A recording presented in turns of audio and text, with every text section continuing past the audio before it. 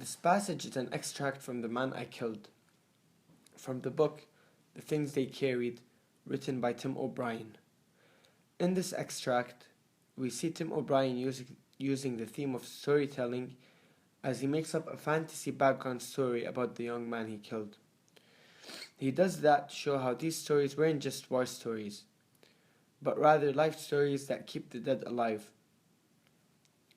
Overall, he attempts to ease the pain of taking a life by trying to bring the young man back to life through creating a story about him.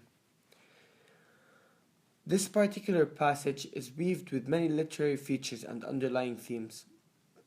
But for this commentary, I'd like to focus on the theme of storytelling and how it reveals the inner thoughts and feelings of O'Brien. First, I'll be discussing how O'Brien utilizes repetition. Second, I'll demonstrate how he uses visual imagery to demonstrate the details he focused on while attempting to diverge his concentration from the horrid situation. And lastly, I'll examine juxtaposition, which help characterize Kiwa in an indirect way to the readers. To start with, O'Brien repeats the word he several times in the second paragraph of the passage in order to emphasize how he lacked basic information about the young man, including his name. Even though O'Brien tries his best to look at the bright side by creating a life for the man, we can still see his shame and guilt.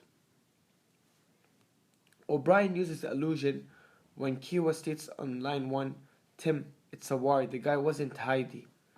Heidi is an allusion to an innocent character in a children's book.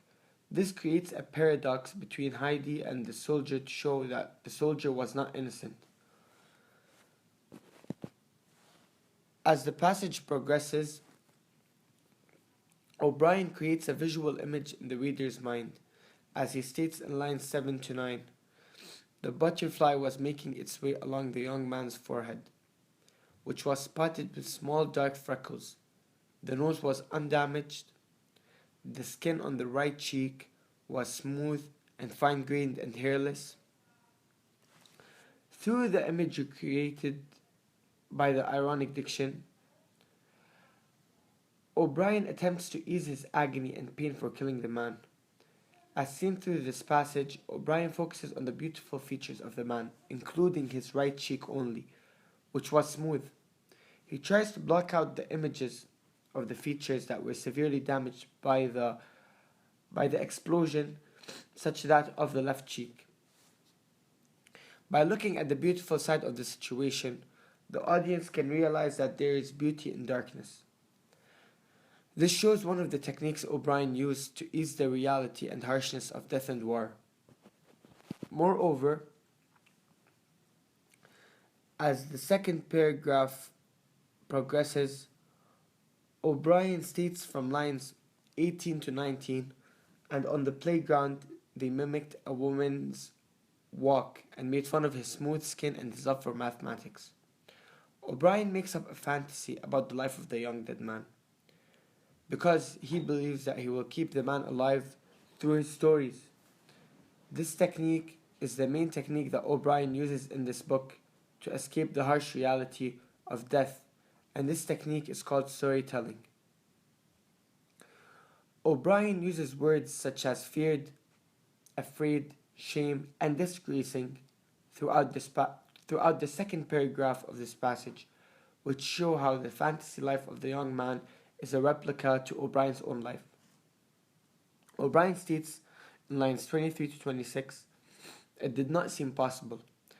In the presence of his father and uncles, he pretended to look forward to doing his patriotic duty, which was also a privilege. But at night he prayed with his mother that the war might end soon." O'Brien uses a form of indirect characterization to allow the audience to get more information about him and the reason he joined the war.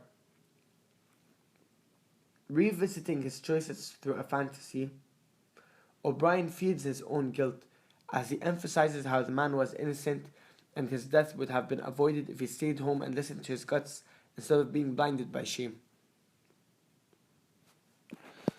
Lastly, O'Brien demonstrates Kiowa's use of juxtaposition, as he states in lines 30 to 31, "You feel terrible, I know that." Then he said, "Okay, maybe, I don't know."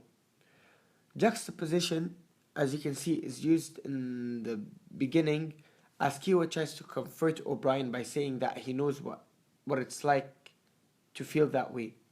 But he instantly realizes that he's never killed an innocent man, and so juxtaposes his own idea by doubting it.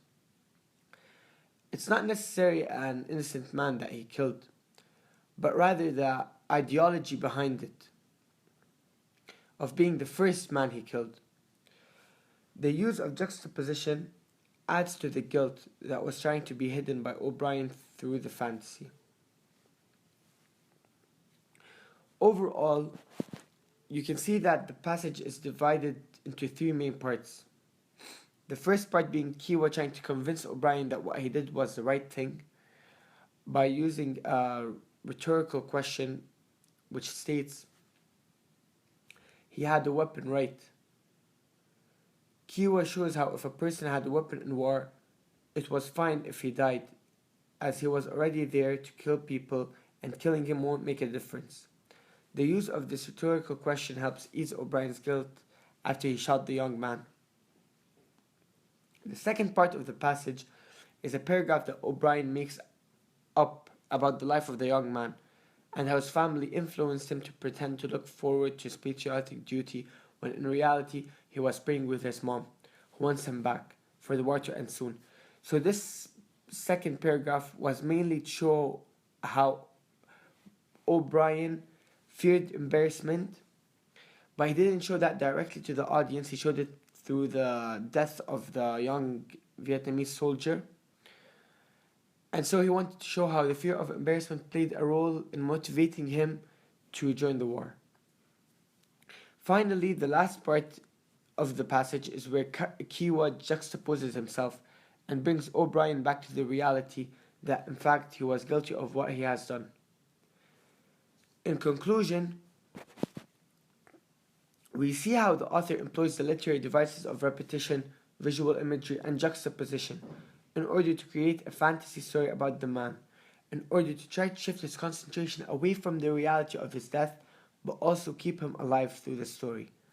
However, O'Brien makes up the story of the young man to be similar to his own, which leads to think that he just killed himself.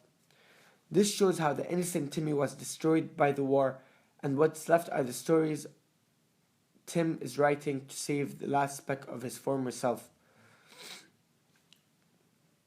This basically shows that this whole passage, this whole chapter in general, of The Man I Killed, is the plot of this story, as it was the point where Tim had killed himself. Thank you.